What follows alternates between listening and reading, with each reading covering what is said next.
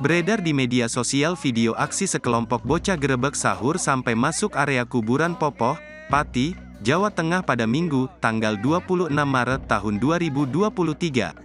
Pada video singkat unggahan pemilik akun Instagram @terang_media menunjukkan bocah-bocah dan pemuda sekitar yang tengah melakukan gerebek sahur.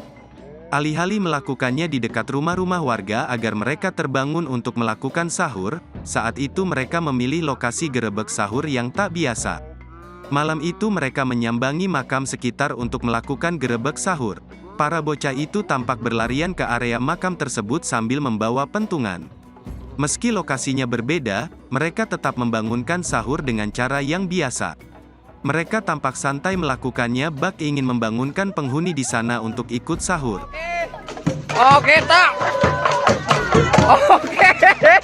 Oke.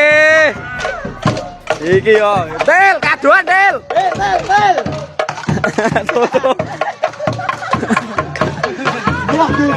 Terima kasih sudah nonton. Jangan lupa like, subscribe, dan share ya.